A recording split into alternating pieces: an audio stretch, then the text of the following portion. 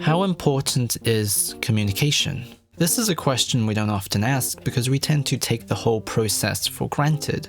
It's just simply how we exchange information. But communication also serves a crucial part in how we compose our identities, because who we choose to be is often dictated by the way we choose to inhabit our roles as senders and receivers. Did you make a penis?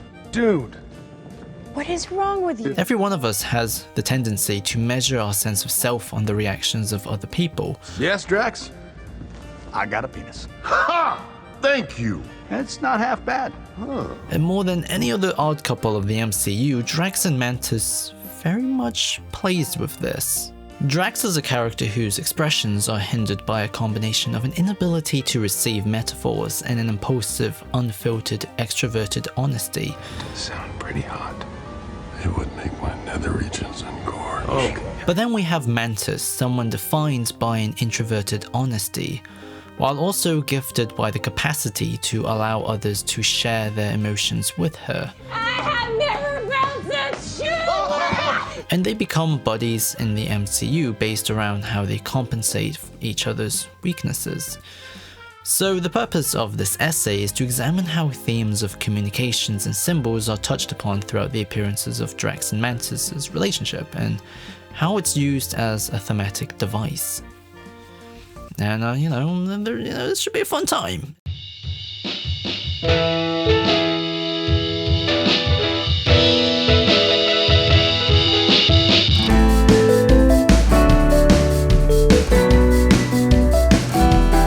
What exactly is it that they do? Kick names, take ass. Yeah, that's right. Damn. I'm blanket of death! Gross bug lady is my new friend. I'm learning many things, like I'm a pet and ugly.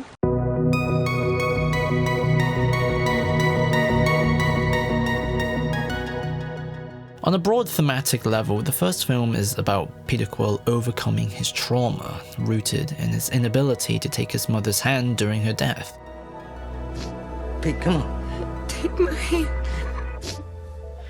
The identity of Star-Lord and the cavalier, adventurous attitude he adopts is ultimately an expression of his inability to reconcile or even communicate his painful past. He tries to act uncaring and amoral to seem mature, and in order to try and hide the fact that his self-image is still very much the same little boy who denied his dying mother her final wish. I had to watch her die! Therefore, Drax contributes to this theme initially by reflecting this arc, except his denial comes in the form of vengeance, and his enemy isn't his own immaturity but is Ronan. But in both cases, Drax and Star-Lord lack the capacity to express themselves emotionally. This orb has a real shiny blue suitcase, Ark of the Covenant, Maltese Falcon sort of vibe. Peter can't make 5 seconds without a distracting pop culture reference, and Drax can't also make it in 10 seconds without screaming like a barbarian. Instead, the symbols they rely on are casual dalliances I forgot you're here. and violence. He killed my family. I shall kill one of his in return. Both rooted in the limitations of their expressions. But what separates Drax is that he also has the additional problem of troubled receptions. Completely literal. Metaphors are gonna go over his head. Nothing goes over my head. My reflexes are too fast. I would catch it. If we break down the communication process, then his role as a receiver is actively limited by a semantic barrier, which is a lack or partial understanding of the message. And that lack of complete connection is what has trapped Drax in a self-fulfilling prophecy, where his unwillingness to adjust how he receives the people he's with keeps putting him into social exchanges where he keeps getting offended. What are you doing? This vermin speaks of affairs he knows nothing about. That is true. He has no respect. That is also true. Drax and Rocket's relationship is centered on this. Therefore, for Drax, becoming a family with the Guardians of the Galaxy is about breaking this cycle by simply adjusting the way he receives the world. I was listening, I was thinking of something else. She's right, you don't get an opinion. In this case, his tolerance and patience is now built on his ability to have a shorter span of attention. Already established that you destroying the ship that I'm on is not saving me. When did we establish? Like 3 seconds ago! He doesn't listen to what he doesn't like, but is respectful enough to still be there. This is played for laughs, but it still contributes to the overarching theme of moving on and reinventing the self in order to overcome trauma. And Drax's role is used to highlight that how we receive the voices of others very much dictates how we're willing to share, not just in expression, but in terms of patience.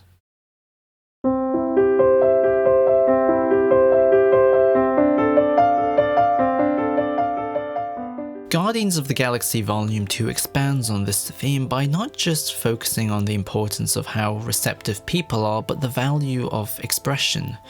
Drax becomes the social backbone for the Guardians. Despite the antagonistic fights between Rocket and Star-Lord, Drax is the glue between them by being friends with them both. We've got a sovereign fleet approaching from the rear. Why would they do that? Probably because Rocket stole some of their batteries. Dude! Right. He didn't steal some of those. I don't know why they're after us. What a mystery this is. And when everything goes wrong, he's there to highlight that everyone is the member of something shared. We're family. We leave no one behind. That it's in their place as Peter's family to burden the problem of his father. Therefore, Mantis is used as a means of symbolizing this theme by highlighting the importance of sharing. I was raised alone on Ego's planet. I do not understand the intricacies of social interaction. Drax inducts her into the family by playing a joke on her and seeing if she's willing to share a laugh. Then he shares his pain by allowing her to mourn with him. She was like you. Disgusting? Innocent.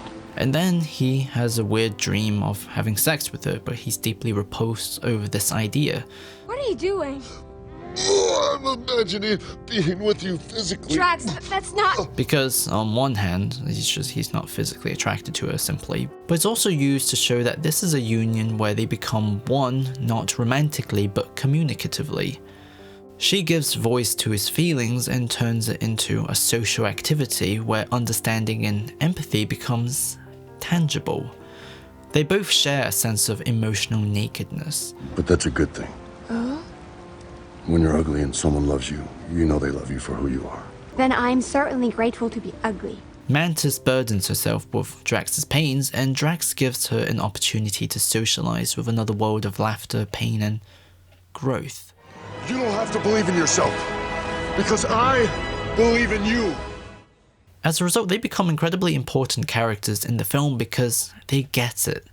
While Star-Lord is slipping into a dream of nostalgia, Drax and Mantis' friendship is a beautiful monument made in the present, sculpted from a shared sense of previous pain.